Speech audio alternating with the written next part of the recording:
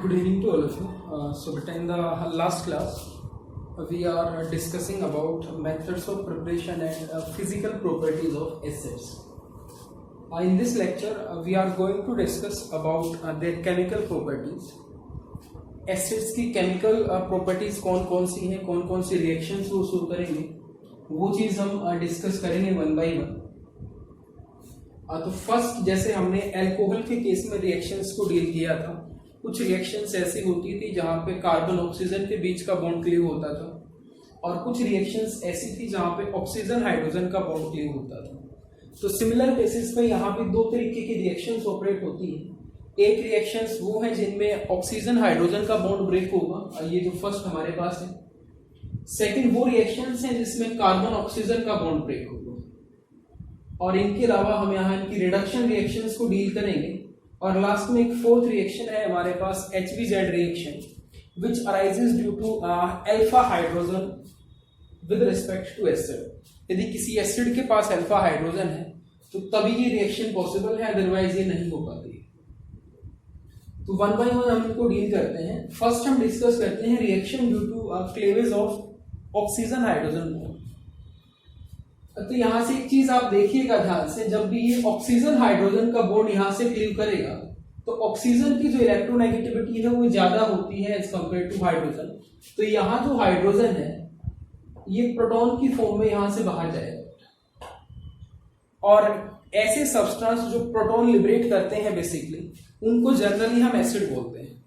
तो फर्स्ट जो हमारे पास रिएक्शंस है, reaction involving cleavage of OH bond, all these reaction represents acidic nature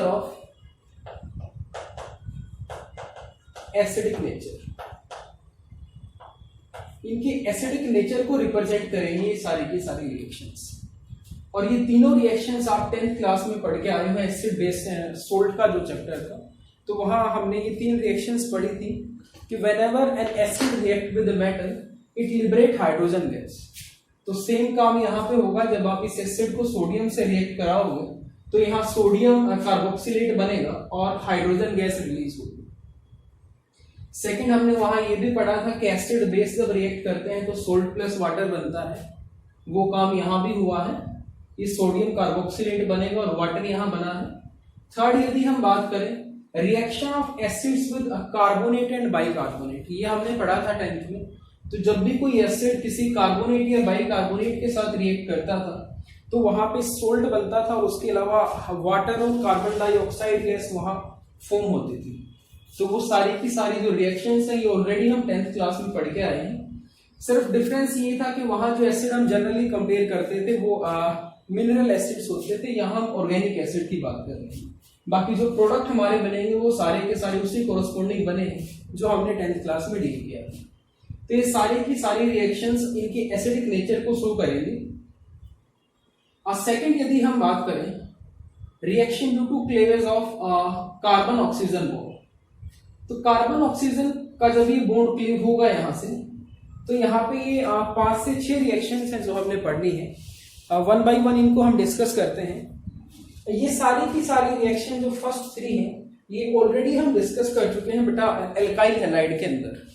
जब हमने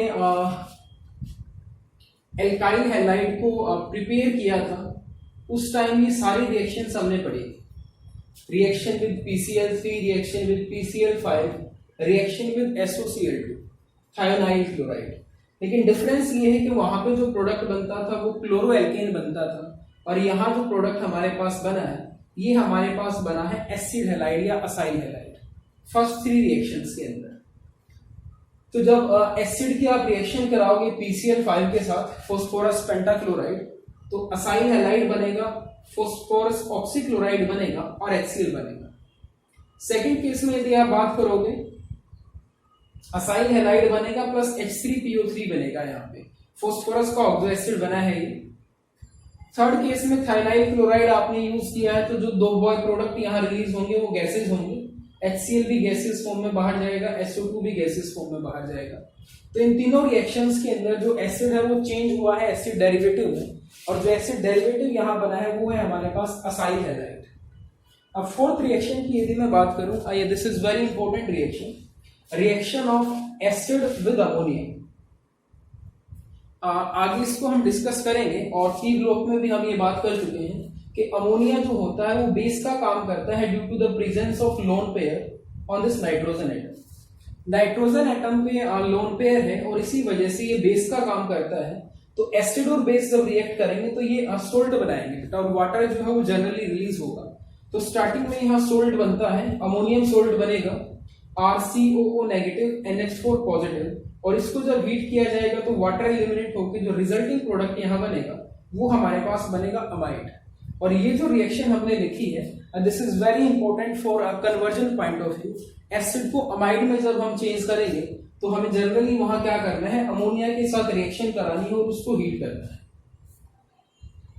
फिफ्थ जो रिएक्शन है ये ऑलरेडी हम अल्कोहल में डील कर चुके हैं। Acid plus alcohol react together to form ester plus water. Esterification कहा जाता है इस रिएक्शन को।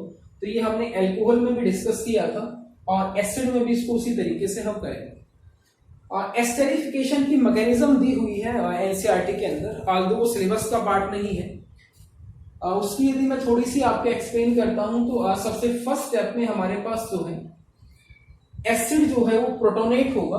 प्रोटोनेट होने के बाद कार्बन का जो इलेक्ट्रोफिलिक कैरेक्टर है वो बढ़ जाएगा बेटा, और जब कार्बन का इलेक्ट्रोफिलिक कैरेक्टर यहाँ पे इंक्रीज होगा तो फिर अल्कोहल में जो ऑक्सीजन पे लोन पेयर है वो एज ए न्यूक्लियोफाइल वहां अटैक करेगा, जिसके बाद प्रोटॉन ट्रांसफर होने के बाद वहां से एस्टर मेजर प्रोडक्ट बनेगा और वाटर जो है वो बाहर जाएगा। आप एक बार देख लीजिएगा उस मैकेनिज्म को। नेक्स्ट यदि हम बात करें यहाँ पे एसिड की, यदि हम रिएक्शन कराएं सल्फ्यूरिक एसिड और उसको हीट कर दें, सल्फ्यूरिक एसिड लिखा मिल सकता है या सिंपली यहाँ H पॉजिटिव भी लिखा मिल सकता है, या फिर phosphorus pentoxide, di phosphorus pentoxide की प्रेजेंस में आप हीट करोगे तो ये जो दोनों के दोनों हैं दे आर डिहाइड्रेटिंग एजेंट। ये हमारे डिहाइड्रेटिंग एजेंट होते हैं। तो वाटर को ये रिमूव करेंगे और 2 मोल एसिड से जब वाटर रिमूव करेगा तो यहां पे जो बनता है वो बनता है अनहाइड्राइड, या इसी को हम एसिड अनहाइड्राइड भी कहते हैं जब हमने इसके डेरिवेटिव की बात की थी। तो acid anhydride means anhydride which is formed by the combination of acid. 2 acid molecule को जब आप कंबाइन कराओगे in the presence of P2O5 या फिर सल्फ्यूरिक एसिड, वाटर वहां से एलिमिनेट होगा और जो प्रोडक्ट हमें मिलेगा वो मिलेगा अनहाइड्राइड। अनहाइड्राइड बेसिकली अनहाइड्रस से बना है जिसके अंदर से वाटर को एलिमिनेट कराया है हमने। थर्ड यदि हम बात करें रिडक्शन रिएक्शंस ऑफ एसिड, तो रिडक्शन का मतलब मैं आपको ऑलरेडी बता चुका हूं, एडिशन ऑफ हाइड्रोजन होगी। यहाँ पे 2 तरीके से रिडक्शन हम करा सकते हैं। एक है रिडक्शन टू अल्कोहल, और ये चीज हम ऑक्सीडेशन में पढ़ चुके हैं अल्कोहल की। जो प्राइमरी अल्कोहल होता है उसको फर्स्ट जब हम ऑक्सीडाइज करते हैं तो वहां से एल्डिहाइड बनेगा, और एल्डिहाइड के फर्दर ऑक्सीडेशन से जो हमारे पास बनता है वो एसिड बनता है। तो सिमिलर बेसिस पे जब इस रिएक्शन को मैं रिवर्स कराऊंगा, इसको मैं रिड्यूस कराऊंगा लिथियम एल्यूमिनियम हाइड्राइड के साथ, तो ये डायरेक्ट चेंज होगा प्राइमरी अल्कोहल के अंदर। सेकंड है reduction to hydrocarbon, direct alkane बनेगा यदि मैं ये रिड्यूसिंग एजेंट यूज करूंगा तो HI रेड फॉस्फोरस। तो ये आपने ध्यान रखनी है किस रिड्यूसिंग एजेंट के साथ नेचर ऑफ प्रोडक्ट क्या बनेगा। If we are using lithium aluminium hydride, final product will be primary alcohol, and if we are using HI and red phosphorus, then the resulting product will be alkane. Decarboxylation, this is a very important reaction for a step down conversion. Convergence की हम बात करेंगे जैसे ही हमारी entire organic chemistry complete होगी तो हम इनको डील करेंगे।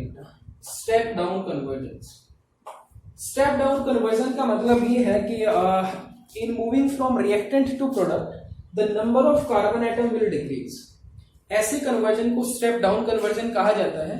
और यदि मान लीजिए नंबर ऑफ कार्बन इंक्रीज करते हैं in going from reactant to product, ऐसे कन्वर्जन को जनरली हम बोलते हैं step up conversion. Carbon content वहां इंक्रीज करेगा। तो डीकार्बोक्सिलेशन में यदि आप ध्यान से देखोगे तो इस एल्काइल ग्रुप को छोड़ के यहाँ पे एक कार्बन और है। तो यदि स्टार्टिंग में मान लीजिए मैं इसको कंसीडर करता हूं कि यहाँ पे N कार्बन है, तो यहाँ पे देखिएगा जो CO2 का कार्बन था, ये जो कार्बन था वो यहाँ से मिस हो जाता है। तो एल्कीन में जो कार्बन आएंगे दैट विल बी N-1, और इसी वजह से इसको स्टेप डाउन कन्वर्जन कहा जाता है, because in moving from reactant to product number of carbon atom will be decreased by 1 unit. So decarboxylation जो है वो बहुत इंपॉर्टेंट रिएक्शन है फॉर स्टेप डाउन कन्वर्जन, और इसको हम कैरी कैसे कराते हैं, sodium hydroxide and calcium oxide, इसका मिक्सचर यूज किया जाता है 3:1 के रेशियो में, और इसी मिक्सचर का नाम होता है सोडा लाइम। तो सोडा लाइम को जब आप हीट कराते हो एसिड के साथ तो यहां से एल्केन बनेगा और sodium carbonate as a by product release होगा। डी मीन्स रिमूवल होता है, कार्बोक्सी मीन्स CO2 ग्रुप को बोला गया है जनरली कार्बोक्सी, यहाँ पे ध्यान रखिएगा। तो डी कार्बोक्सिलेशन का मतलब है रिमूवल ऑफ CO2, तो यहाँ से CO2 एलिमिनेट आउट होगी in the presence of soda lime, और जो बाई प्रोडक्ट यहाँ बनेगा वो बनेगा सोडियम कार्बोनेट Na2CO3। और लास्ट जो रिएक्शन है हमारी HBZ रिएक्शन, ये इन 3 साइंटिस्ट के नाम पे है। इस रिएक्शन में जनरली होता ये है कि इस रिएक्शन की यदि हम बात करें, the minimum requirement for HBZ reaction is that there must be at least 1 alpha hydrogen in the acid. Acid के अंदर मिनिमम 1 अल्फा हाइड्रोजन का होना जरूरी है। तो यदि मान लीजिए ये मेरे पास एसिड ग्रुप है, तो इससे नेक्स्ट जो कार्बन होगा that will be alpha carbon. तो इस अल्फा कार्बन पे यहाँ पे अल्फा हाइड्रोजन का होना मस्ट है HBZ रिएक्शन को होने के लिए। तो एक भी यदि अल्फा हाइड्रोजन यहाँ पे होगा, जब हम इसकी रिएक्शन कराएंगे X2 red phosphorus followed by hydrolysis, तो यहाँ से हमें होगा ये कि जो अल्फा हाइड्रोजन था that will be replaced by halogen, वो हैलोजन से रिप्लेस हो जाएगा। तो यहाँ जो प्रोडक्ट बनेगा that will be alpha hello acid. Alpha hello acid यहाँ पे बनेगा, और ये अल्फा हेलो एसिड जो बना है this is very important intermediate in organic reactions. Organic reactions के लिए काफी इंपॉर्टेंट इंटरमीडिएट होता है, क्योंकि यहाँ पे यदि आप ध्यान से देखोगे तो कार्बन हेलोजन का बॉन्ड बना है बेटा। तो बेसिकली एक तरीके से एल्काइल हैलाइड फॉर्मेशन हुई है यहाँ पे, और एल्काइल हैलाइड की जो रिएक्शंस हमने पढ़ी है NSR, वो यहाँ फर्दर लिंक हो सकती है। ये चीज आप ध्यान रखिएगा। इस पर्टिकुलर प्रोडक्ट पे जो अल्फा हेलो एसिड बना है, यहाँ पे NSR रिएक्शंस ऑपरेट हो सकती है एल्काइल हैलाइड की। ध्यान रखिएगा इस चीज को, जो आपने SN1 SN2 मैकेनिज्म डील की, तो यहाँ पे वो रिएक्शन ऑपरेट कर सकती है, और उन रिएक्शंस में होगा ये, इस हेलोजन की जगह इनकमिंग न्यूक्लियोफाइल आ जाएगा जिसका भी आप अटैक कराओगे। फॉर एग्जाम्पल मान लीजिए यहाँ हम अटैक कराते हैं KCl का अटैक कराए मान लीजिए यहाँ पे, तो KCl का जब आप अटैक कराओगे तो this X group will be replaced by cyanide. जो आपने पढ़ा था हेलो एल्केन्स में, AgCl और KCl के केस में अलग अलग प्रोडक्ट हमारे पास मिलते थे। तो ये जो सबस्ट्रेट यहाँ बनके तैयार हुआ है प्रोडक्ट, ये बेसिकली NSR रिएक्शन देगा आगे, ये आपने ध्यान रखना है। तो कई बार इससे रिएक्शन लिंक हो जाती है, तो ध्यान रखिएगा आप इस चीज का। हेलोजन जो जनरली आप यहाँ लेके चलोगे वो या तो क्लोरीन होगा या ब्रोमीन होगा। X की यदि मैं बात करूं हेलोजन की, तो halogen will be either bromine और क्लोरीन, इन दोनों में से कोई ना कोई रहेगा। फ्लोरीन और आयोडीन जनरली हम पहले भी आपको पता है एल्काइल हैलाइड में भी इसका जिक्र हुआ था। फ्लोरीन बहुत वायलेंटली रिएक्ट करता है और iodine generally reversible reaction show करता है, तो उस वजह से यहाँ उनको हम यूज नहीं करेंगे। जो HBZ रिएक्शन है that is observed with bromine and chlorine, ध्यान रखिएगा इस चीज का। तो इन मेथड्स ऑफ केमिकल प्रॉपर्टीज से रिलेटेड 2-3 बातें हैं जो हमने करनी है। एक, हम इस मैकेनिज्म को डील करते हैं एस्टेरिफिकेशन की, आल्दो ये हमारे सिलेबस का पार्ट नहीं है, बट हम इसके मैकेनिज्म एक बार देखते हैं, और फिर हम कुछ एक कन्वर्जेंस को डील करेंगे जो NCERT में मेंशन है और जो कई बार पूछे भी गए। तो 1 by 1 हम उनको डिस्कस करते हैं, एक बार देखिएगा।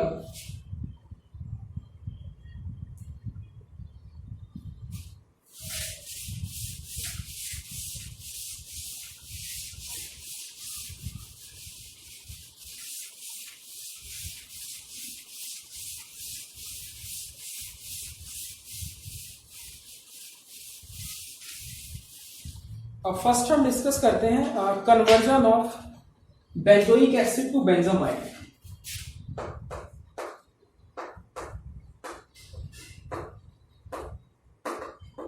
benzoic acid to benzamide, और सेकंड एक और इंपॉर्टेंट कन्वर्जन है थैलिक एसिड टू थैलामाइड।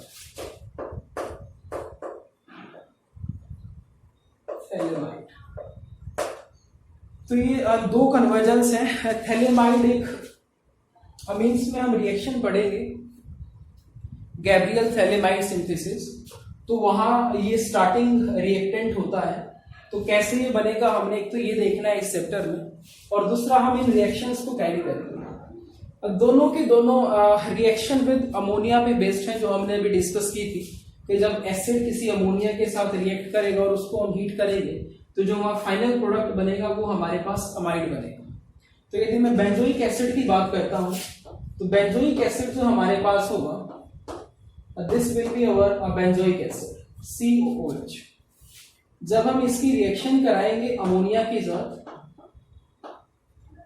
मैं इसको 2 स्टेप में कर रहा हूं, यहाँ पे आप एक सिंगल स्टेप में भी कर सकते हैं। सबसे पहले यहाँ पे अमोनियम साल्ट बनेगा इसका, और नेक्स्ट स्टेप में जब आप इसको हीट करोगे तो यहाँ वाटर एलिमिनेट होगा, and after the removal of water जो प्रोडक्ट हमें मिलेगा that product will be CuNH, amide बनेगा, और ये जो स्ट्रक्चर बनी है this will be your benzamide. ये बेंजामाइड की स्ट्रक्चर है, अमाइड ग्रुप लिंक होगा बेंजीन से।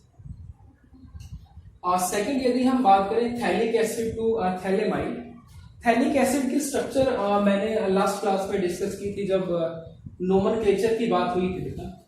तो this will be our phthalic acid, di carboxylic acid का एग्जांपल है ये, 2 एसिडिक ग्रुप होंगे इसके अंदर, this is our phthalic acid. इसकी हम रिएक्शन कराएंगे 2 मोल ऑफ अमोनिया के साथ, ध्यान रखिएगा, और उसको हीट करेंगे। तो मैं दोनों स्टेप एक ही रिएक्शन में करता हूं। NH3 हीट हमने किया है और जनरली हमने 2 मोल यूज किया है अमोनिया का, तो होगा ये, और यहां भी अमाइड बन जाएगा और यहां भी अमाइड बन जाएगा। तो यहां जो प्रोडक्ट हमारे पास बनेगा दैट विल बी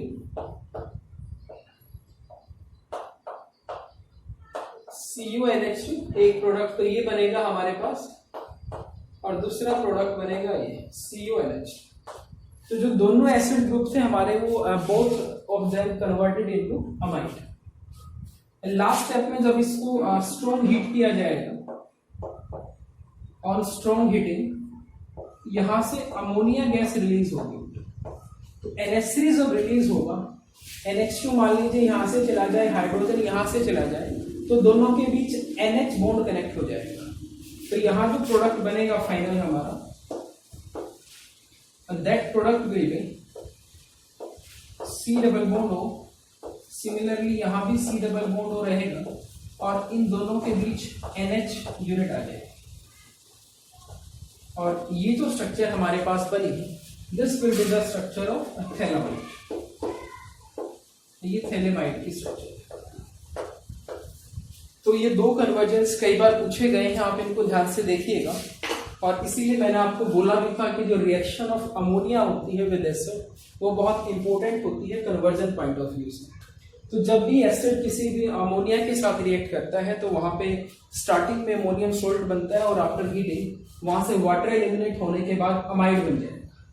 तो वही काम दोनों केसेस में हुआ है, बट यहाँ डाई अमाइड बनने के बाद जब आप उसको स्ट्रॉन्ग हीट करोगे तो वहां से अमोनिया लिबरेट करेगा, और ये प्रोडक्ट हमारे पास बन जाएगा जिसको थैलेमाइड कहा जाता है।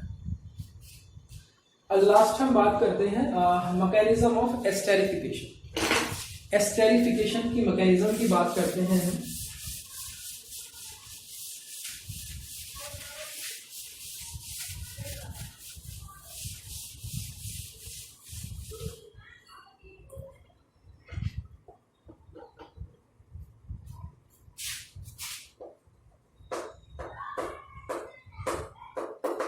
mechanism of esterification. तो ये रिएक्शन हमने देखा था कि बेटा this will B N acid catalysed reaction. कुछ इस तरीके से रिएक्शन हुई थी हमारी, एसिड और एल्कोहल आपस में रिएक्ट किए थे, रिवर्सिबली रिएक्शन ऑपरेट करती है एसिड की प्रेजेंस में, and this will give ester plus water. ये हमारे पास प्रोडक्ट बने थे। तो वन बाय वन हम डिस्कस करते हैं कि मैकेनिज्म किस तरीके से हुई होगी। फर्स्ट स्टेप के अंदर प्रोटोनेशन होती है एसिड में। ये जो एसिड कैटालाइज रिएक्शन है, ये जो प्रोटोन है ये प्रोटोनेट करेगा एसिड को। किस तरीके से करेगा देखिएगा, R C double bond O OH, ये हमारे पास प्रोटॉन है, इस ऑक्सीजन के पास दो लोन पेयर है, ये इस लोन पेयर को यहां डोनेट करेगा और उसी टाइम होगा ये, जब ये लोन पेयर को डोनेट करेगा ऑक्सीजन पे आएगा positive charge, but oxygen is the second most electronegative element of periodic table, तो इस पे जो पॉजिटिव चार्ज होगा वो अनस्टेबल होगा और उसी टाइम ये जो कार्बन ऑक्सीजन का डबल बॉन्ड है ये टूट के ऑक्सीजन की तरफ चला जाएगा in order to balance positive charge on oxygen. तो कार्बन पे पॉजिटिव चार्ज आएगा, मींस इस कार्बन की इलेक्ट्रोफिलिसिटी इंक्रीज होगी, इलेक्ट्रोफिलिक कैरेक्टर जो है वो प्रोटोनेशन से बढ़ेगा। ये हमने एल्डिहाइड कीटोन में भी डिस्कस किया था और वही काम यहाँ पे हुआ in the case of acid also.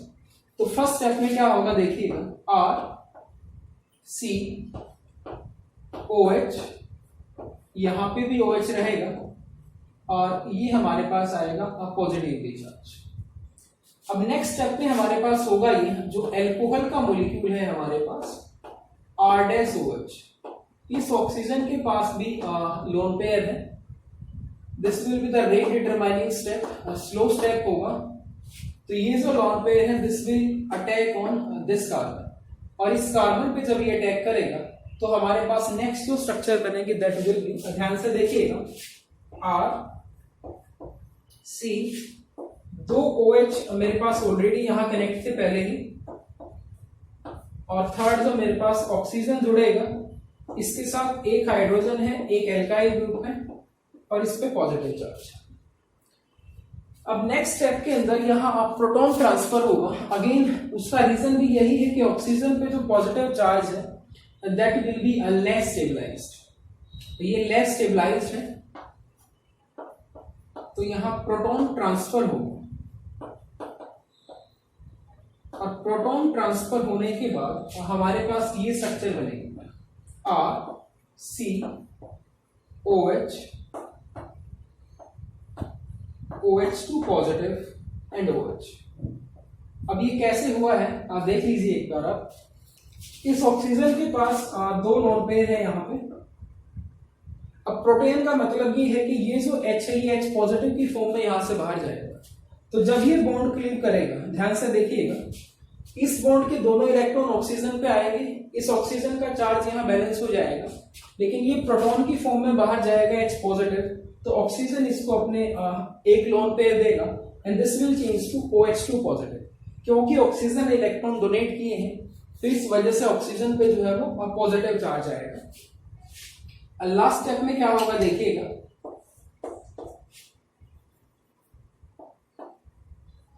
यहां दो लोन पेयर हैं, वाटर अपने आप में एक स्टेबल मॉलिक्यूल है तो ये एज ए लिविंग ग्रुप यहां से बाहर जाएगा और लिविंग ग्रुप की तरह काम करने के लिए ऑक्सीजन यहां इलेक्ट्रॉन देगी और यहां वाटर आपका जो है एलिमिनेट होगा। तो -H2O यहां गया है। अब यहां बचेगा क्या वो देख लीजिए आप, R C सिंगल बॉन्ड था और डबल बॉन्ड में चेंज हो जाएगा,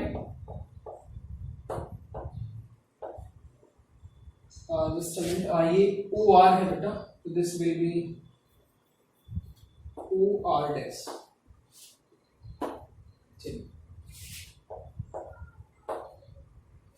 अब क्योंकि ये रिएक्शन एसिड कैटालाइज थी तो जो एसिड हमने लिया था बाद में वो रीजनरेट भी हमें कराना है, तो प्रोटॉन की फॉर्म में हमने उसको लिया था, तो सेम काम होगा, यहाँ पॉजिटिव चार्ज आएगा क्योंकि इसने डोनेट किया है, तो उसी टाइम ऑक्सीजन पे पॉजिटिव चार्ज अनस्टेबल है तो यहाँ से प्रोटॉन बाहर जाएगा, कैटलिस्ट रीजनरेट होगा और हमारे पास जो बचेगा that will be are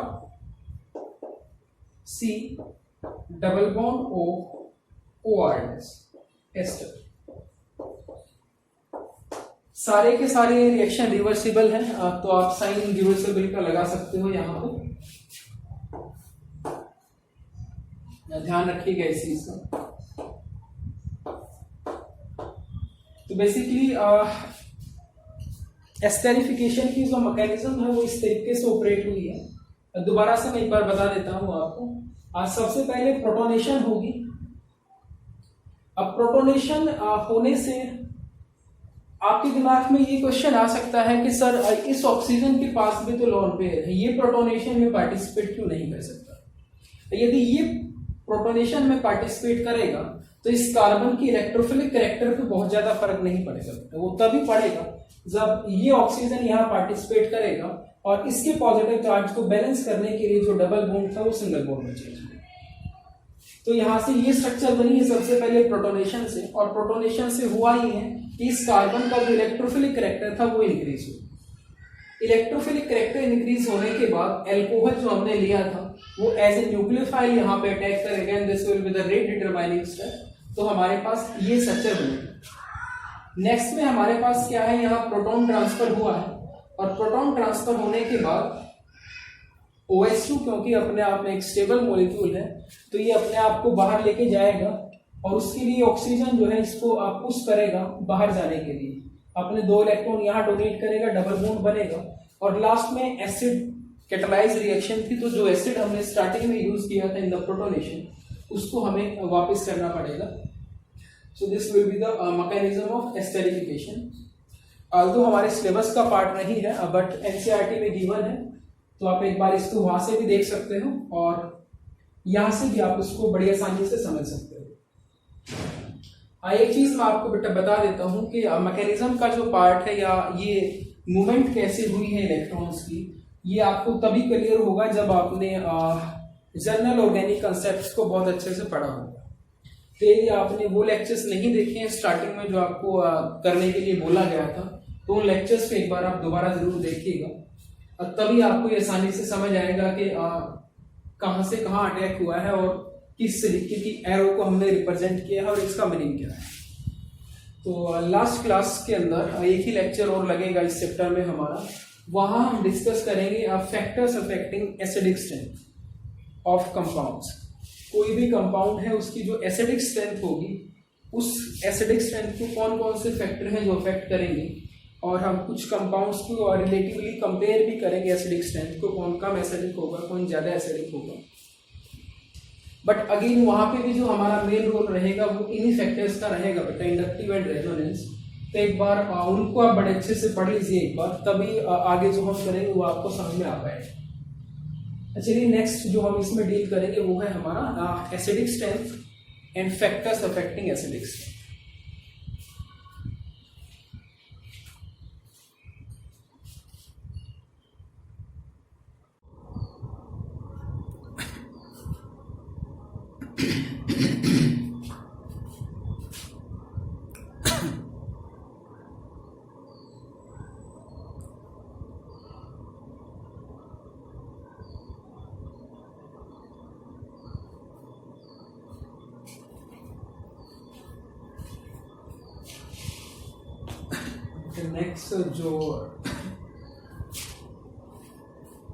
next जो हम डिस्कस करने जा रहे हैं वो है हमारे पास एसिडिक स्ट्रेंथ को कैसे हम कंपेयर करेंगे फॉर डिफरेंट ऑर्गेनिक कंपाउंड्स।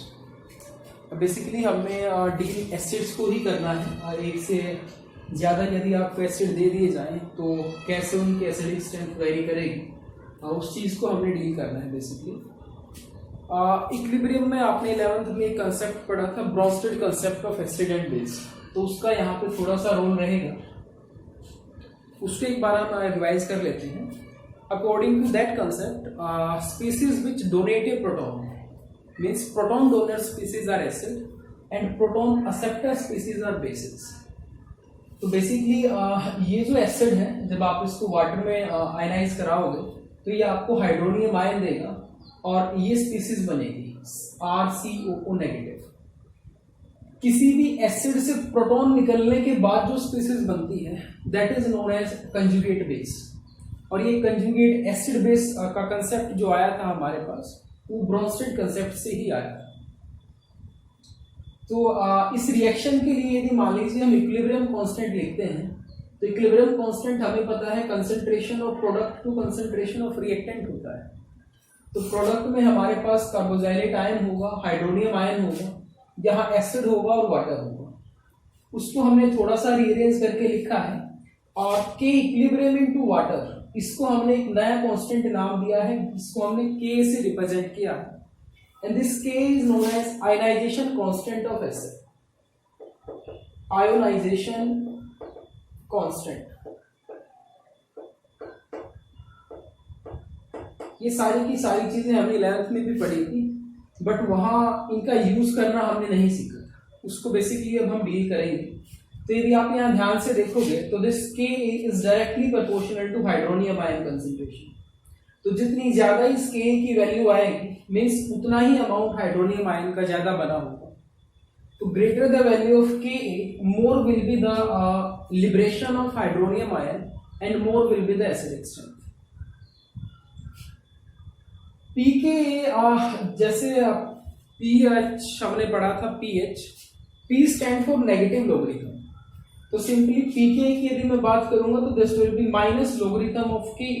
तो रिवर्स वेरिएशन होगी एसिडिक स्ट्रेंथ के साथ।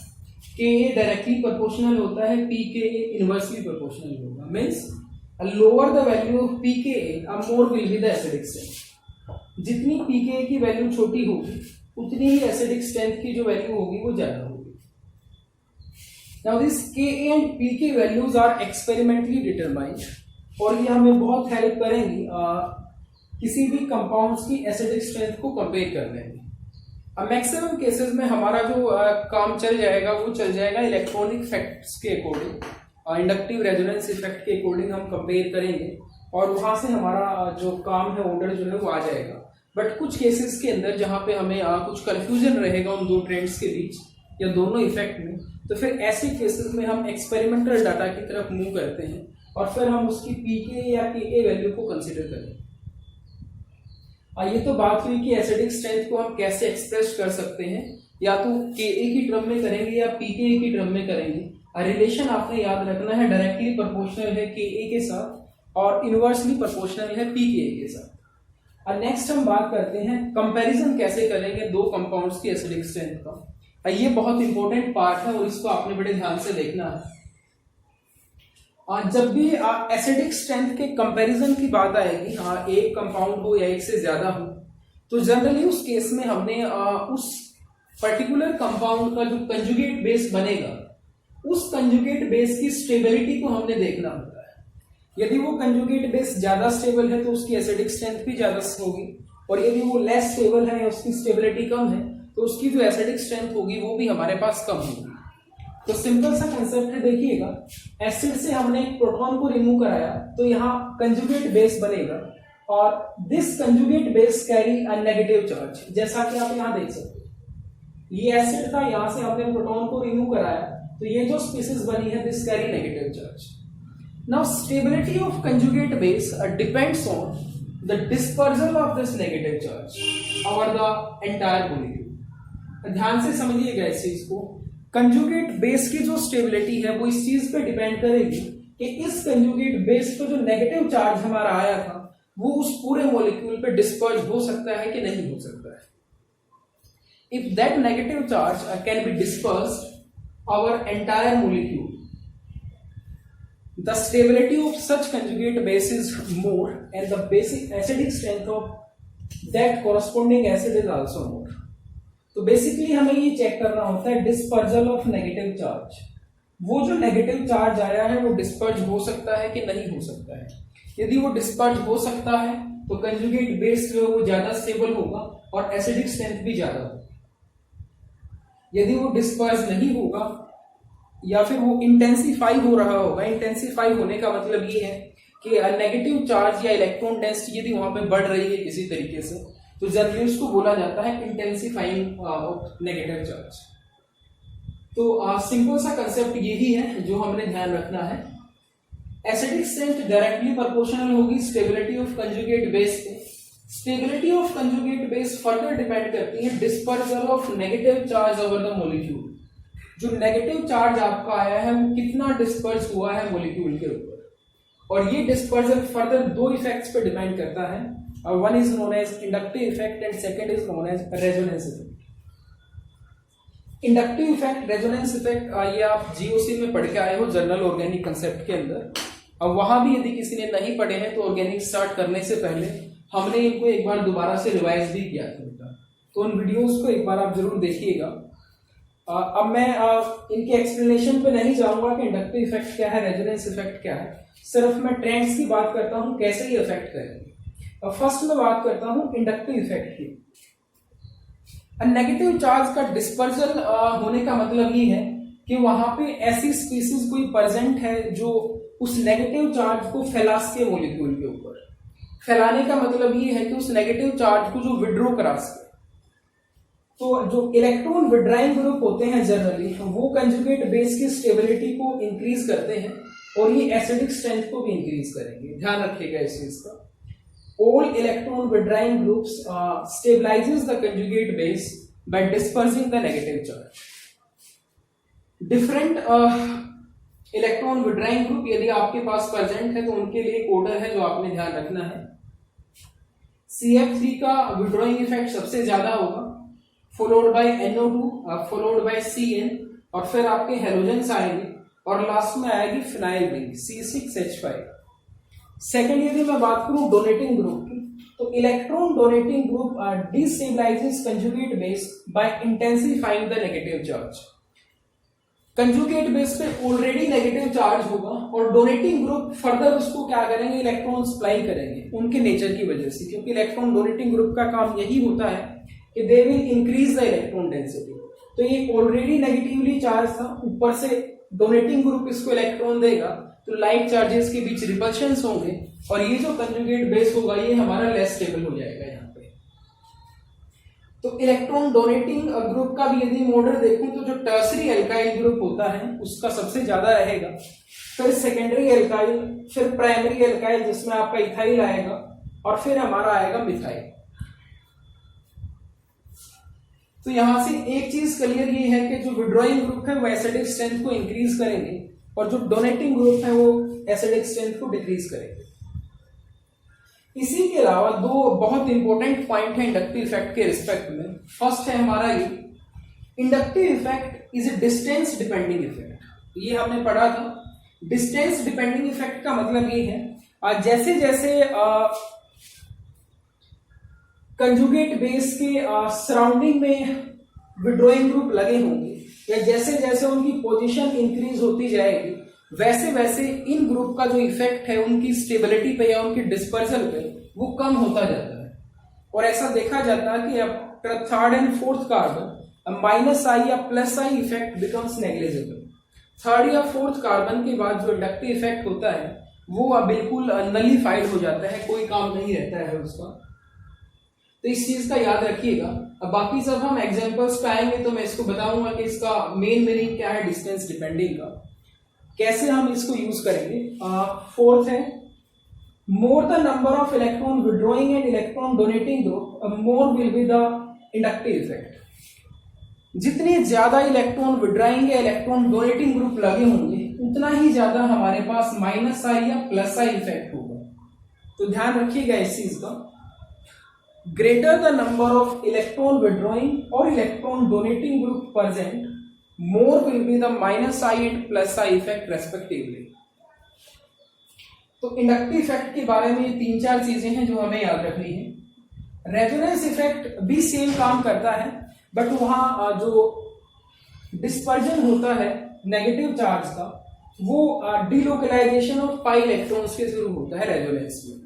तो रेजोनेंस में भी हमने दो तरीके के ग्रुप पढ़े हैं। एक वो है जो प्लस आर इफेक्ट्स को करते हैं जिस केस में इलेक्ट्रॉन डेंसिटी इंक्रीज होगी, और एक हमारे पास होता है माइनस आर जो इलेक्ट्रॉन डेंसिटी को डिक्रीज कराते हैं।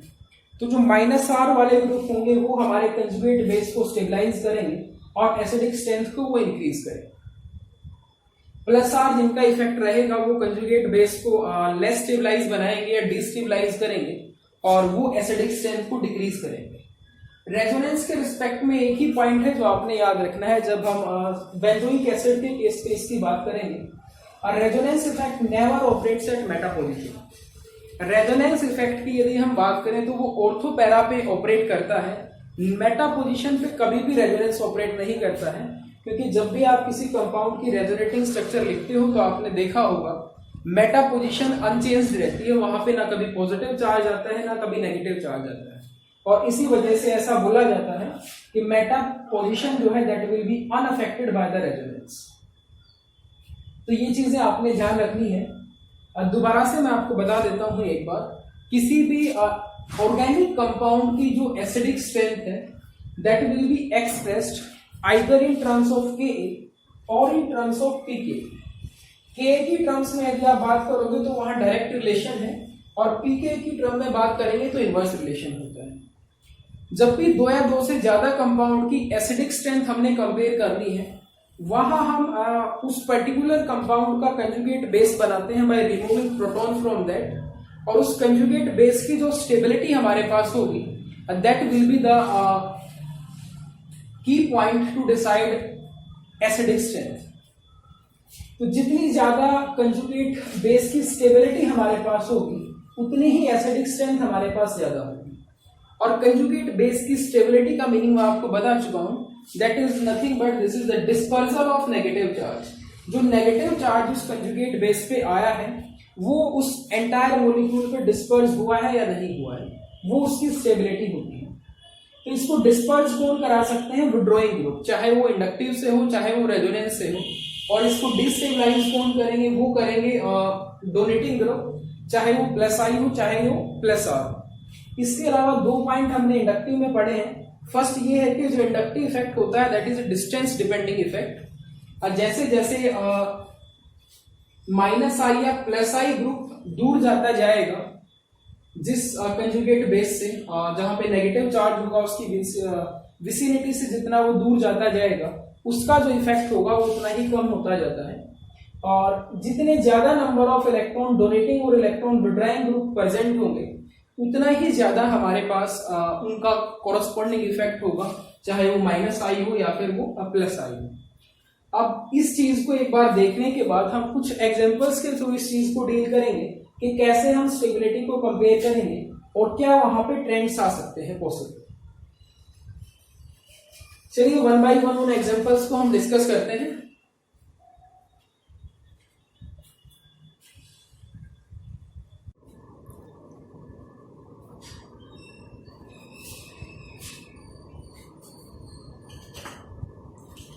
चलिएगा बेटा, इन कुछ एग्जांपल्स के थ्रू हम इस चीज को समझते हैं जो हमने अब तक पढ़ा था कि एसिडिक स्ट्रेंथ किस किस फैक्टर पे डिपेंड करेगी और कैसे हम उसको कंपेयर करेंगे। तो फर्स्ट केस में आप देखिएगा हमारे पास 4 एसिड्स दिए हुए हैं और हमें इनको decreasing order of acidic strength में रखना है। तो मैं फर्स्ट केस पे एक्सप्लेन करता हूं कि कैसे आप इसको अटेम्प्ट करोगे, और बाकी केसेस में मैं डायरेक्ट बताऊंगा जो रीजंस लगे। अब यदि मैं इनकी एसिडिक स्ट्रेंथ कंपेयर करता हूं तो जो सबसे पहला मेरा काम होगा वो ये होगा कि मैं इनकी कंजुगेट बेस बनाऊं। अब ध्यान से देखिए, सारे के सारे ही एसिडिक एसिड हैं, सिर्फ डिफरेंस ये है कि यहाँ से एक हाइड्रोजन को यहाँ हमने फ्लोरीन से रिप्लेस किया है, यहाँ क्लोरीन से और यहाँ ब्रोमीन से। तो यदि मैं कंजुगेट बेस की बना करता हूं तो ये प्रोटॉन बाहर जाएगा और जो कंजुगेट बेस हमारे पास आएगा that will B CH3 C double bond O and O negative. So this will be the conjugate base in case of first. ध्यान रखिएगा इस चीज का। अब ये कंजुगेट बेस एक तो ये है कि रेजोनेंस स्टेबलाइज होगा,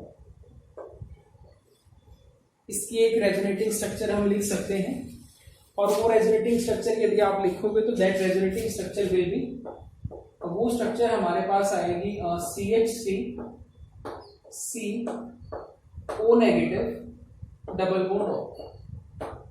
तो यदि मैं रेजोनेंस की बात करता हूं तो रेजोनेंस का जो इफेक्ट है वो चारों के चारों केसेस में कॉमन रहेगा और हर किसी में 2 रेजोनेटिंग स्ट्रक्चर हम लिख सकते हैं।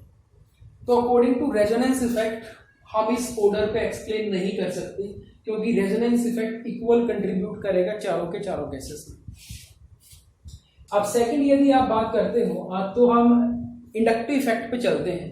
अब फर्स्ट केस में क्या हुआ है देखिएगा, यहां से एक हाइड्रोजन को कम करके हमने फ्लोरीन लगा दिया। तो मान लीजिए मैं यहाँ एक हाइड्रोजन को कम करके और यहाँ मान लीजिए मैं फ्लोरीन यूज कर रहा हूं। अब फ्लोरीन का विड्रॉइंग इफेक्ट है, क्लोरीन का भी विड्रॉइंग इफेक्ट है और ब्रोमीन का भी विड्रॉइंग इफेक्ट है। लेकिन अभी हमने एक ऑर्डर लिखा था, उसमें जो फ्लोरीन का इफेक्ट था वो सबसे ज्यादा था, फिर क्लोरीन और फिर ब्रोमीन। तो यदि आप ध्यान से देखोगे तो इन तीन केसेस के अंदर इलेक्ट्रॉन विड्रॉइंग ग्रुप प्रेजेंट है और electron withdrawing group conjugate base की स्टेबिलिटी को इंक्रीज करते हैं बाय डिस्पर्सिंग नेगेटिव चार्ज। ये नेगेटिव चार्ज को विड्रॉ कराएगा और इसी वजह से ये क्या करेगा, कंजुगेट बेस को स्टेबल करेगा।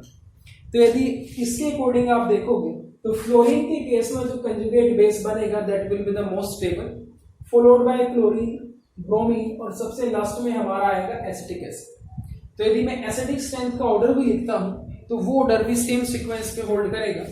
अब फर्स्ट यदि मैं बात करूं कि किसकी एसिडिक स्ट्रेंथ सबसे ज्यादा होगी तो वो हमारे पास होगा CH3FCOOH followed by chloro derivative, bromo derivative और लास्ट में आएगा एसिटिक एसिड। तो ये क्वेश्चन डायरेक्ट हमने एक्सप्लेन किया है on the basis of order of minus I effect. जो माइनस आई इफेक्ट का ऑर्डर आपने लिखा था उस ऑर्डर के अकॉर्डिंग हमने इसको एक्सप्लेन किया है। जब भी आप एसिडिक स्ट्रेंथ को कंपेयर करोगे, ये कंजुगेट बेस बनाओगे सबसे पहले और फिर उसकी स्टेबिलिटी को आप कंपेयर करोगे। सेकंड में चलते हैं, देखिएगा ध्यान से। ये एसिटिक एसिड है, यहां पे एक क्लोरीन है, यहां दो क्लोरीन है और यहां पे तीन क्लोरीन है। अब एक पॉइंट हमने लिखा था इंडक्टिव इफेक्ट में कि more the number of electron donating and withdrawing group more will be the corresponding minus I and plus I effect. तो क्लोरीन का क्योंकि माइनस आई इफेक्ट है, तो क्योंकि यहाँ पे तीन क्लोरीन प्रेजेंट है तो जो माइनस आई इफेक्ट होगा that will be maximum in this case. तो यहां से जो कंजुगेट बेस बनेगा that will be most stabilized due to the 3 electron withdrawing chlorine group. तो ये सबसे ज्यादा स्टेबल होगा, तो इसकी एसिडिक स्ट्रेंथ भी सबसे ज्यादा होगी। उसके बाद किसकी होगी, जहां पे दो विड्रॉइंग ग्रुप लगे हुए हैं, फिर जहां पे एक विड्रॉइंग ग्रुप है और फोर्थ कौन सा होगा जहां पे एक भी इलेक्ट्रॉन विड्रॉइंग ग्रुप नहीं।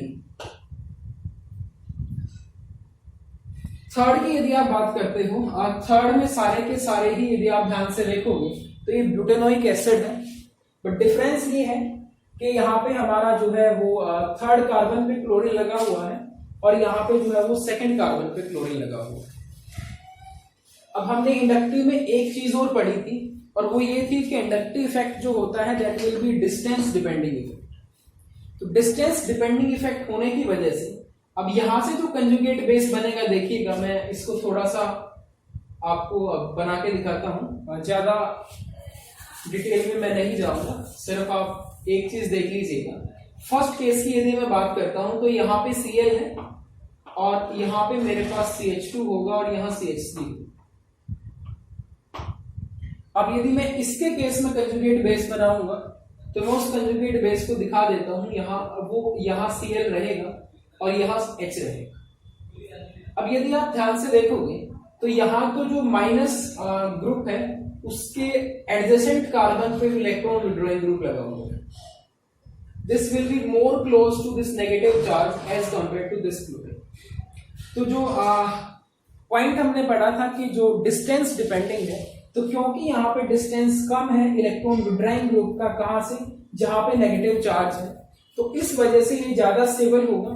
और एसिडिक स्ट्रेंथ की यदि बात करेंगे तो ये सबसे ज्यादा एसिडिक आएगा, उसके बाद हमारा ये आएगा 2 और सबसे लास्ट में आएगा 3, क्योंकि यहाँ पे कोई भी ऐसा ग्रुप नहीं लगा हुआ है जो कंजुगेट बेस की स्टेबिलिटी को इंक्रीज कर सके। सिमिलर बेसिस में यदि हम फोर्थ की बात करते हैं, ये सारे के सारे एग्जांपल्स जो है वो एनसीईआरटी के हैं, तो इनको आप ध्यान से कीजिएगा एक बार। फोर्थ की मैं बात करता हूं। फोर्थ में यदि आप ध्यान से देखते हो तो ये हमारे पास ब्यूटेनोइक एसिड है, ये दोनों भी ब्यूटेनोइक एसिड हैं, बट ब्रोमीन की पोजीशन का फर्क है, जो हमने अभी ऑलरेडी ऊपर वाले केस में किया है। तो ये एडजेसेंट पोजीशन पे है, सबसे पास होगा, तो ये हमारा फर्स्ट हो जाएगा most acidic, followed by second. अब यदि आप इन दोनों को कंपेयर करोगे तो यहाँ जो एडजेसेंट कार्बन है उस पे मिथाइल ग्रुप लगा हुआ है, और मिथाइल ग्रुप का इफेक्ट यदि आपको पता है तो ये प्लसा इफेक्ट होता है। तो ये इलेक्ट्रॉन डोनेट करेगा कंजुगेट बेस को, और जब ये इलेक्ट्रॉन डोनेट करेगा तो कंजुगेट बेस की जो स्टेबिलिटी है वो डिक्रीज करेगी। तो ये जो है ये हमारा लास्ट में चला जाएगा, और ये हमारा आ जाएगा third number. So this will be the decreasing order of acidic strength. 1 2 3 4 आप देख लीजिएगा किन तरीकों से हमने लिखा है, वो जो हमने स्टार्टिंग में डिस्कस किया था सेम उसी के कॉरस्पॉन्डिंग हमने बात की है। फर्स्ट केस में इलेक्ट्रॉन विड्रॉइंग ग्रुप की पोजीशन सेम है, यहां भी फर्स्ट कार्बन पे है, यहां भी फर्स्ट पे है, और यहां भी फर्स्ट पे है, बट क्योंकि तीनों अलग अलग है तो इनकी जो इलेक्ट्रॉन विड्रॉइंग टेंडेंसी है वो मैटर करेगी। फ्लोरीन सबसे ज्यादा विड्रॉ कर सकता है तो ये मोस्ट एसिडिक हो जाएगा, फिर क्लोरीन, फिर ब्रोमीन, और सबसे लास्ट में ethanol acidic acid. Second case में हमारे पास number of electron withdrawing group अलग अलग है, यहाँ पे 3 क्लोरीन ग्रुप लगे हुए हैं, यहाँ पे 2 है, यहाँ पे 1 है, यहाँ पे 1 भी नहीं है। तो ये पॉइंट हमने वहां लिखा था कि जितने ज्यादा नंबर ऑफ डोनेटिंग या विड्रॉइंग ग्रुप होंगे उतना ही ज्यादा प्लस आई या माइनस आई इफेक्ट रहेगा हमारे पास। और थर्ड केस में यदि आप बात करोगे, यहाँ भी हमने वही फैक्ट लगाया है, बट डिफरेंस ये है कि यहाँ पे डिस्टेंस डिपेंडिंग का फैक्टर लगा है। फर्स्ट केस में यदि आप देखते हो यहाँ पे, तो जो इलेक्ट्रॉन विड्रॉइंग ग्रुप है that will be more closer to carboxylate ion, जहां पे नेगेटिव चार्ज होता है, यहाँ पे वो ज्यादा दूर है, तो यहाँ माइनस आई कम लगेगा, यहाँ माइनस आई ज्यादा लगेगा।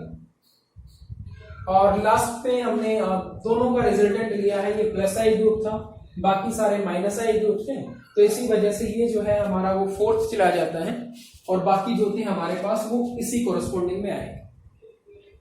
नाउ नेक्स्ट यदि हम बात करें कुछ और एग्जांपल्स की, तो नेक्स्ट हम कंपेयर करते हैं एसिडिक स्ट्रेंथ।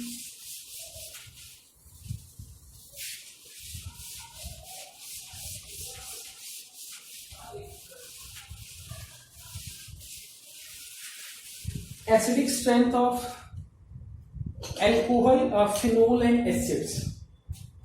ये बड़ा इंपॉर्टेंट क्वेश्चन है रीजनिंग पॉइंट ऑफ व्यू से, तो इसको आप ध्यान से देखिएगा। हम एल्कोहल,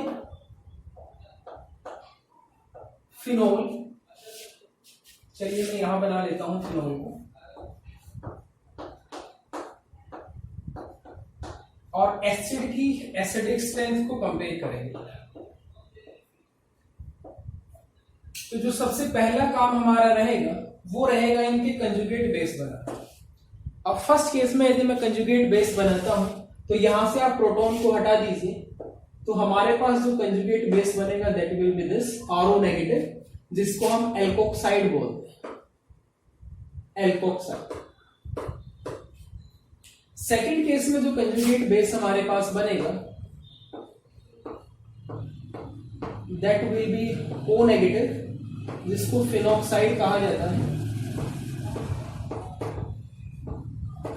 और इस केस में यदि आप कंजुगेट बेस बनाओगे दैट विल बी RC, इसको मैं थोड़ा सा रीअरेंज करके लिख लेता हूं, RO नेगेटिव, जिसको कार्बोजाइलेट है।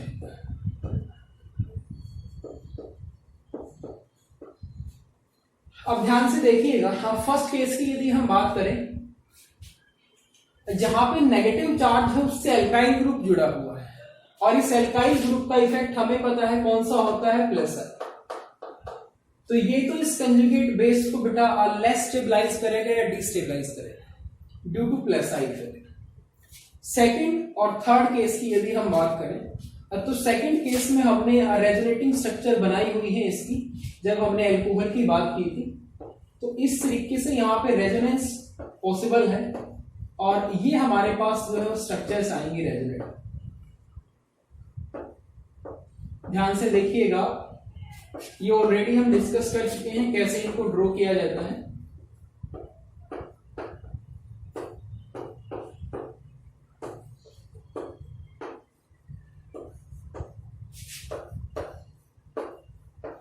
एक स्ट्रक्चर जो है वो और पॉसिबल है लास्ट में हमारे पास, and this will be like this. तो इसको मैं ऊपर ही बना देता हूं। ये जो स्ट्रक्चर हमारे पास आएंगे this will B bond change हो जाएंगे हमारे पास, जहां सिंगल थे वहां डबल हो जाएंगे और O नेगेटिव। यहाँ पे सिर्फ दो ही रेजोनेटिंग स्ट्रक्चर पॉसिबल हैं, ये हमने अभी डिस्कस किया था, RCO नेगेटिव डबल बॉन्ड। तो यदि मैं इन तीनों कंजुगेट बेस की स्टेबिलिटी को कंपेयर करता हूं तो सेकंड थर्ड में आपको इतना आइडिया तो लग ही गया होगा कि यहाँ जो नेगेटिव चार्ज है that will be resonance stabilized in both the cases, in case of phenol and in case of acids. तो इसका मतलब ये है कि जो एल्कोहल हमारा होगा तो वो तो हमेशा ही थर्ड नंबर पे रहेगा। This will be less acidic as compare to phenol as compare to carboxylic acid. अब हमें जो बात करनी है वो करनी है फिनोल और एसिड्स की। अब फिनोल और एसिड के केस में क्या होता है, नॉर्मली यदि हम यहाँ देखते हैं तो यहाँ पे 5 रेजोनेटिंग स्ट्रक्चर बनी है बेटा। तो जनरली कहा ही जाता है कि more is the number of resonating structure more will be the stability of compound. यहाँ पे सिर्फ 2 रेजोनेटिंग स्ट्रक्चर है। बट यदि आप ध्यान से देखोगे तो फर्स्ट केस के अंदर जो फिनोल है, इस केस में जो नेगेटिव चार्ज है that will B circulated our carbon atom. ध्यान से देखिए, ऑर्थो, पैरा और ऑर्थो पोजीशन पे जो कार्बन है उसके ऊपर नेगेटिव चार्ज आता है during the resonating structure of phenol. Carbon बहुत ज्यादा इलेक्ट्रोनेगेटिव एलिमेंट नहीं है बेटा, तो उसको जो नेगेटिव चार्ज यहां आया है that will be not much stable as compare to this. अब यहां यदि आप देखोगे तो नेगेटिव चार्ज जो आया है वो ऑक्सीजन पे आया है, और ऑक्सीजन हमारा सेकंड मोस्ट इलेक्ट्रोनेगेटिव एलिमेंट होता है पीरियोडिक टेबल का। या इसी चीज को मैं ऐसे भी बोल सकता हूं कि एसिड्स के केस में सिर्फ 2 ही रेजोनेटिंग स्ट्रक्चर बनेंगी जो इक्वल कंट्रीब्यूट करेंगी टुवर्ड रेजोनेंस एलिमेंट।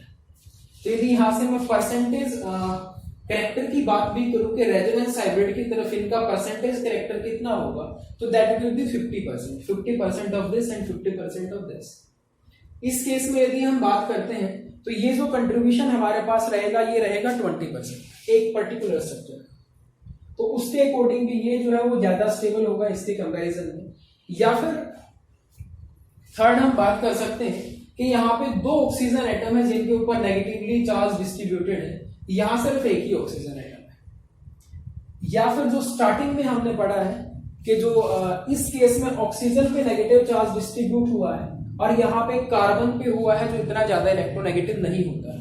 तो यदि इन सारे फैक्टर्स को हम कंसीडर करते हैं तो हमें जो रिजल्टेंट मिलेगा वो ये मिलेगा कि एसिड्स जो होंगे they will be more acidic then phenol. तो यहां से यदि हम बात करें कि एसिडिक स्ट्रेंथ की, तो कार्बोक्सिलिक एसिड जो होते हैं वो सबसे ज्यादा एसिडिक होंगे, फिर हमारे पास आएगा फिनोल और फिर हमारे पास आएगा एल्कोहल। ध्यान रखिएगा इस चीज का। तो कई बार इस क्वेश्चन जरूर पूछा जाता है कि although phenoxide ion has a more number of resonating structure than carboxylate ion, but acidic strength of carboxylic acid are more than that of phenol। तो उसका रीजन मैं आपको बता चुका हूं कि एसिड्स के केस में जो नेगेटिव चार्ज है that will be distributed over 2 oxygen atom, और यहां जो डिस्ट्रीब्यूट है वो कार्बन पे डिस्ट्रीब्यूट है नेगेटिव चार्ज, तो इस वजह से ऐसा होता है। या फिर आप परसेंटेज कंट्रीब्यूशन की बात भी कर सकते हो रेजोनेंस हाइब्रिड की तरफ। नेक्स्ट हम बात करते हैं एसिडिक स्ट्रेंथ की इन केस ऑफ, जहां पे हमें थोड़ा सा बेंजोइक एसिड की यदि हम बात करें, सब्स्टिट्यूटेड बेंजोइक एसिड, इसको भी ध्यान से समझिएगा, यहां एक इफेक्ट ऑपरेट करता है, उसको हमने डिस्कस करना है। Acidic strength of substituted benzoic acid, substituted benzoic acid. Substituted benzoic acid की यदि मैं बात करूं तो इसको जनरली हम दो केसेस में डील करते हैं बेटा। एक केस हम सिंपली ये मान के चलते हैं कि जैसे मान लीजिए ये हमारे पास बेंजोइक एसिड है कोई, एक केस में हम क्या करते हैं कि यहाँ पे इलेक्ट्रॉन विड्रॉइंग ग्रुप लगा देते हैं। सपोज कीजिए मैंने NO2 लगा, और दूसरे केस में यहां जो हम ग्रुप लगा देते हैं, let that group will be electron donating in nature, OCH3। तो यदि यहां इनकी एसिडिक स्ट्रेंथ की बात की जाए तो जनरल ट्रेंड जो हमने पढ़ा था वही फॉलो होता है कि यहां से जो कंजुगेट बेस बनेगा उसको जो -R के ग्रुप होंगे वो स्टेबलाइज करेंगे, और जो +R के ग्रुप होंगे वो डिस्टेबलाइज करेंगे। तो यदि मैं NO2 की बात करता हूं तो NO2 के इफेक्ट यदि मैं देखता हूं तो it will be -I and -R। तो यहाँ तो दोनों ही जो इफेक्ट हैं वो स्टेबलाइजिंग है, इंडक्टिव से भी स्टेबलाइज होगा कंजुगेट बेस, और रेजोनेंस से भी स्टेबलाइज होगा। लेकिन यहाँ OCH3 की यदि मैं बात करता हूं तो इसका -I इफेक्ट है लेकिन साथ में +R है। तो यहाँ +R डोमिनेट करेगा, यहाँ पे दोनों ही रिजल्टेंट एक ही डायरेक्शन में लगते हैं, तो ये जो है ये सबसे ज्यादा एसिडिक हो जाएगा हमारा। उसके बाद आएगा बेंजोइक एसिड, और फिर हमारे पास आएगा ये कंपाउंड जहां पे इलेक्ट्रॉन डोनेटिंग ग्रुप लगे हुए हैं। तो एक चीज तो आप ये समझ लीजिए कि यदि बेंजोइक एसिड पे आइडेंटिकल पोजीशंस पे ग्रुप लगे हुए हैं तो जनरली ऐसा होगा कि जो विड्रॉइंग ग्रुप होगा -I -R इस तरीके का, वो हमेशा ज्यादा एसिडिक होगा बेंजोइक एसिड से। और यदि मान लीजिए इस तरीके के ग्रुप है जहां पे एक डोनेटिंग है तो जनरली जो डोनेटिंग ग्रुप होगा that will be less acidic as compare to benzoic acid, यदि आइडेंटिकल पोजीशंस पे लगे हुए हैं तब। नेक्स्ट हम बात करते हैं कि यदि मान लीजिए एक ही कंपाउंड है और ऑर्थो मेटा पैरा पे ग्रुप लगे हुए हैं तो उस केस में हमारे पास कैसे अफेक्ट करेगी एसिडिक स्ट्रेंथ। ध्यान से देखिएगा इस चीज को। एसिडिक स्ट्रेंथ की यदि हम बात करें सब्स्टिट्यूटेड बेंजोइक एसिड के केस में, और जैसे मान लीजिए मैं ये केस लेता हूं COOH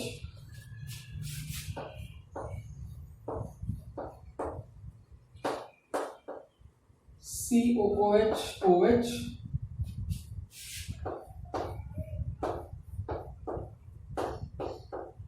COOH, और एक हम इसी का पैरा डेरिवेटिव लेते हैं।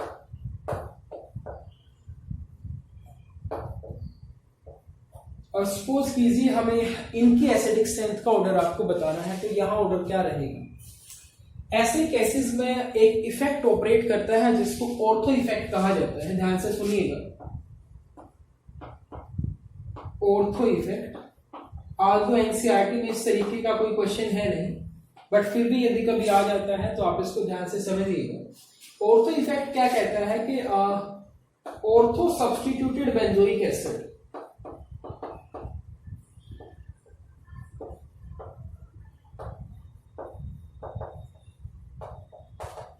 are always more acidic than benzoic acid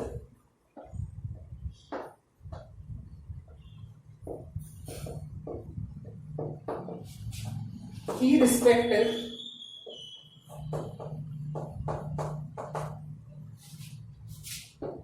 of nature of substituent attached।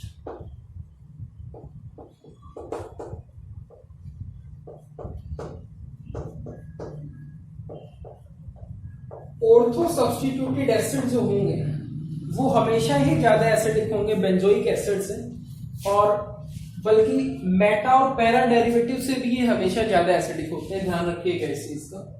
चाहे ऑर्थो पोजीशन पे इलेक्ट्रॉन विड्रॉइंग ग्रुप लगा हो चाहे डोनेटिंग ग्रुप लगा हो, ये जो लाइन लिखी हुई है irrespective of the nature of substituent attached, चाहे ऑर्थो पे डोनेटिंग ग्रुप हो चाहे विड्रॉइंग ग्रुप हो, जो ऑर्थो आइसोमर होगा that will be always more acidic as compare to benzoic acid as compare to meta and para derivative.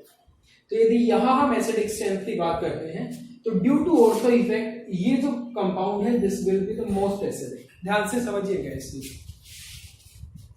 अब हमने बात करनी है जो बाकी बचे हुए हैं उन केसेस में क्या रहेगा। तो OH की यदि मैं इफेक्ट की बात करता हूं तो OH का -I इफेक्ट होता है due to more electronegativity of oxygen as compare to carbon, और क्योंकि यहाँ पे ऑक्सीजन पे लोन पेयर है तो इसका जो इफेक्ट रहेगा वो +R भी रहेगा बेटा। तो यहाँ भी दोनों इफेक्ट ऑपरेट करेंगे। लेकिन एक चीज हमने पढ़ी थी कि मेटा पोजीशन पे कभी भी रेजोनेंस ऑपरेट नहीं करता है, तो यहाँ का जो रेजोनेंस था वो तो कैंसल आउट हो जाएगा। तो यहाँ सिर्फ एक ही इफेक्ट ऑपरेट करेगा, वो है -I, और -I हमें पता है स्टेबलाइज करेगा कंजुगेट बेस को by dispersing its negative charge. यहाँ पे कोई ग्रुप लगा ही नहीं हुआ है, ध्यान से देखिएगा, और यहाँ पे जो ग्रुप लगा हुआ है उसका +R है डोमिनेटिंग। तो यदि मैं मोस्ट एसिडिक बात करूं तो कौन सा रहेगा जो कंजुगेट बेस को सबसे ज्यादा स्टेबलाइज करे, और वो बाकियों में से कौन सा होगा, मेटा, ये जो लगा हुआ है। इसमें और इसमें आप कंपेयर करोगे तो थर्ड रहेगा बेंजोइक एसिड, क्योंकि यहाँ पे इलेक्ट्रॉन डोनेटिंग ग्रुप नहीं है कोई। यहाँ पे यदि आप देखोगे तो +R इफेक्ट की वजह से ये कंजुगेट बेस को डिस्टेबलाइज करेगा। तो यदि आप यहाँ एसिडिक स्ट्रेंथ का ऑर्डर देखते हो तो हमारे पास यहाँ जो ऑर्डर आएगा that will B this. But इस चीज को ध्यान से समझिए कि ऑर्थो इफेक्ट है क्या। ऑर्थो सब्स्टिट्यूटेड बेंजोइक एसिड जो होते हैं हमारे पास, they will be always more acidic as compared to benzoic acid, as compared to meta and para derivative, irrespective of the nature of group attached। चाहे वहां पे electron withdrawing group लगा हो या फिर वहां पे डोनेटिंग ग्रुप लगा हो, तो उन केसेस के अंदर यदि आप बात करोगे तो ऑर्थो सब्स्टिट्यूटेड बेंजोइक एसिड जो होगा वो हमेशा ज्यादा एसिडिक होगा इनके कंपैरिजन। ध्यान दीजिएगा इस चीज का। अब बेंजोइक एसिड से रिलेटेड ही आप इसका ऑर्डर अपने आप ट्राई कीजिएगा। मैं सिर्फ OH की जगह NO2 लगाता हूं बेटा, तो इसका ऑर्डर जो है आप एक बार चेक कीजिएगा क्या आएगा, क्या ऑर्डर रहेगा वो आपने देखना है। सो इस क्वेश्चन को आप करके देखिएगा एक बार, what will be the order of acidic strength for this derivative. चलिए एक क्वेश्चन और है एनसीईआरटी में इसी से रिलेटेड, उनको हम देख लेते हैं एक बार।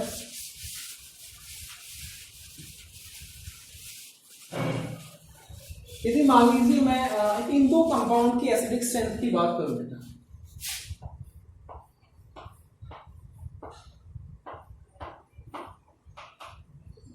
CF3COOH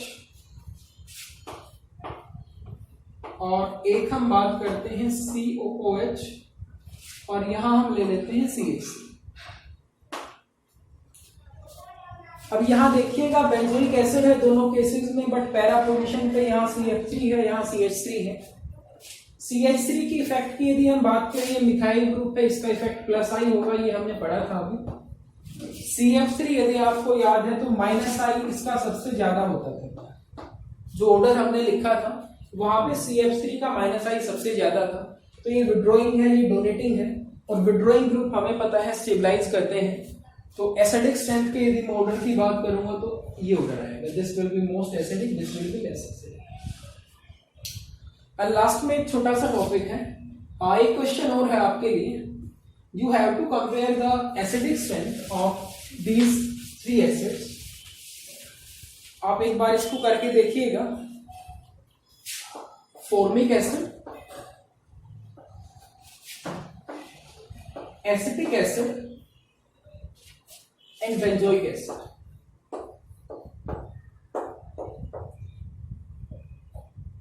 इन तीनों की एसिडिक स्ट्रेंथ का ऑर्डर क्या आएगा ये आपने देखना है। कौन से फैक्टर लगेंगे, कैसे आप करोगे, वो आप देख लीजिएगा। जो फैक्टर हमने अब तक डिस्कस किए हैं वही अप्लाई होंगे यहाँ पे। बट एक चीज याद रखिएगा, यहाँ पे हमें यहाँ इनकी पीके वैल्यू कंसीडर करनी पड़ेगी बेटा थोड़ी सी। ये कंफर्म है कि फॉर्मिक एसिड और मीथेन एसिटिक एसिड में यदि आप कंपेयर करोगे तो ये जो है हमारा ये मोस्ट एसिडिक रहेगा, इसमें कोई दिक्कत नहीं है। जब आप इन दोनों को कंपेयर करोगे तो यहाँ पे आप पीके वैल्यू हमें थोड़ी सी चेक करनी पड़ेगी इनकी एक्सपेरिमेंटली, क्योंकि यदि आप इलेक्ट्रॉनिक इफेक्ट के अकॉर्डिंग इस चीज को एक्सप्लेन करोगे तो वहां हो सकता है कि आपको थोड़ा सा जो है वो कंफ्यूजन क्रिएट हो जाए। तो वहां हम इसकी पी की वैल्यू कंसीडर करेंगे, ये चीज आप ध्यान रखिएगा। ऑर्डर की यदि हम बात करें कि क्या आएगा, order will be this will be the order. Benzoic acid जो है वो सेकंड पोजीशन पे आएगा, इथेनोइक एसिड जो है वो थर्ड पोजीशन पे आएगा। ध्यान रखिएगा इस चीज को। नेक्स्ट यदि हम बात करें बेटा, लास्ट जो है हमारे पास, that will be the ring substitution in, चलिए मैं इनकी पी के वैल्यू आपको बता भी देता हूं। अब बेंजोइक एसिड की जो पी के वैल्यू है that will B 420, this will B 475, और फॉर्मिक एसिड के लिए जो हमारे पास है this will be 375 P K values. तो हमने एक रिजल्ट पढ़ा था कि जो एसिडिक स्ट्रेंथ होगी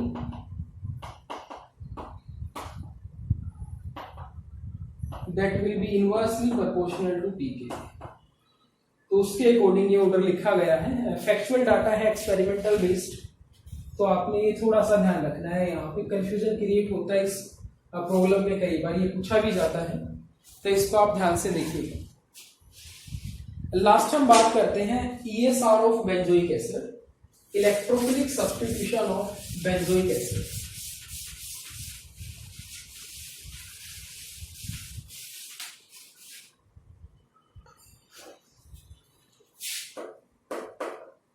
ESR ऑफ बेंजोइक एसिड। तो यदि हम बेंजोइक एसिड की बात करते हैं बेटा, तो this will be your benzoic acid. अब रेजोनेंस यदि आपको याद है, ये एक्टिवेटिंग डीएक्टिवेटिंग ग्रुप को हम कैसे आइडेंटिफाई करते हैं वो आपको ध्यान में है। तो बेंजीन से जो डायरेक्टली कनेक्टेड एटम है वो कार्बन है, और ये फर्दर मल्टीपल बॉन्डिंग सिस्टम का पार्ट है, डबल बॉन्ड का। तो ये जो होगा हमारे पास ये डीएक्टिवेटिंग होता है, दिस विल बी डीएक्टिवेटिंग। और डीएक्टिवेटिंग ग्रुप्स जब ESR करते हैं तो वो जो हमें प्रोडक्ट देते हैं वो देते हैं मेटा प्रोडक्ट। डीएक्टिवेटर क्यों है, जब आप इसकी रेजोनेटिंग स्ट्रक्चर बना के देखोगे तो ये जो ग्रुप यहां लगा हुआ है, this group, this decreases the electron density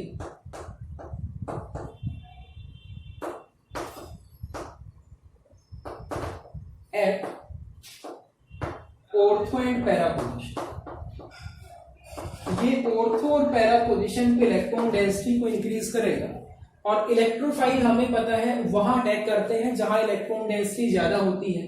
तो यदि ऑर्थो और पैरा पे इलेक्ट्रॉन डेंसिटी डिक्रीज हुई है तो हाई इलेक्ट्रॉन डेंसिटी कहां बचेगी, मेटा पोजीशन पे। तो इसी वजह से यहां जो ESR रिएक्शंस होंगी they will be give Meta substituted product, तो वहां मेटा सब्स्टिट्यूटेड प्रोडक्ट हमें मिलेगा। तो यहाँ पे 3 रिएक्शंस जनरली होती हैं। डीएक्टिवेटिंग है, वैसे चांसेस कम है, बट यदि आप ड्रास्टिक कंडीशन यहाँ कर दो तो उन केसेस में यहाँ पे 3 रिएक्शंस ऑब्जर्वेबल हैं जो हमें मिलती हैं। एक है हेलोजिनेशन हमारे पास,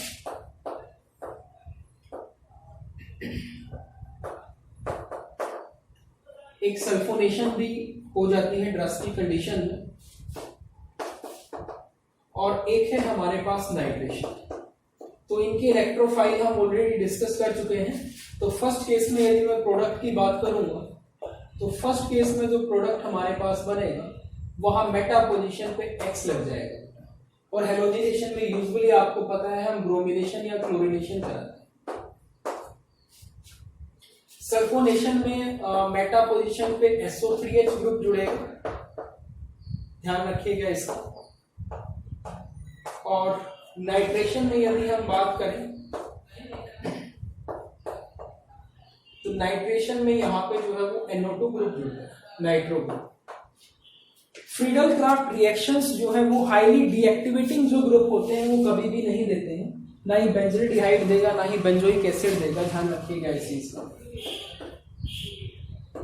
हाईली डीएक्टिवेटिंग ग्रुप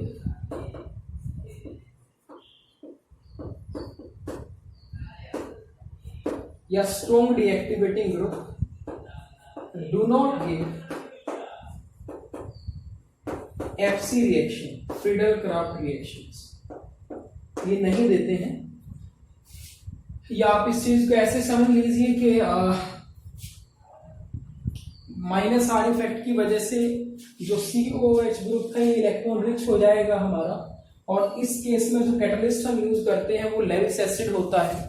तो जनरली लेविस एसिड उनके साथ कॉम्प्लेक्स बना लेता है, तो फिर जो है यहाँ पे ESR पॉसिबल नहीं होती है, ध्यान रखिएगा इस चीज का। सो बेटा this is all about acids जो हमें पढ़ना था जितना पार्ट। यहाँ से जो मेजर पार्ट है जो पूछा जाता है बार बार वो है कंपैरिजन ऑफ एसिडिक स्ट्रेंथ।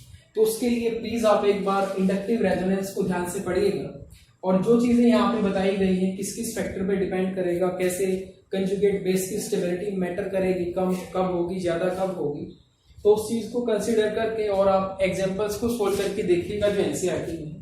और मैक्सिमम जो पार्ट था एनसीईआरटी का वो हम डिस्कस कर चुके हैं, कोई एक आध होगा जो हमने नहीं डिस्कस किया होगा, तो उसको आप एक बार करके देख लीजिए। चलिए नेक्स्ट जो हम स्टार्ट करेंगे वो करेंगे हमारी लास्ट यूनिट जो ऑर्गेनिक की है, अमीन्स। तब तक के लिए आप इस यूनिट को अच्छे से पढ़िए, एक बार एल्डिहाइड कीटोन को भी पढ़िए ध्यान से, जो नेम रिएक्शंस हमने की है उनको देखिएगा। और एल्डिहाइड कीटोन में से मैं आपको बता देता हूँ जो नया सिलेबस अभी रिवाइज होकर आया है CBSE की तरफ से, इस यूनिट में से एक सिंगल पॉइंट भी कट नहीं हुआ है हमारे पास, तो एज इट है, ये जितना पहले था सारा का सारा हमने अब भी करना है। तो एग्जाम पॉइंट ऑफ व्यू से ये जो चैप्टर है वो बहुत ज्यादा इंपॉर्टेंट है, तो इसको आप बड़े ध्यान से कीजिएगा अच्छे से, और जहां भी आपको दिक्कत लगती है आप प्लीज उसको शेयर कीजिए। Thank you, have a good day.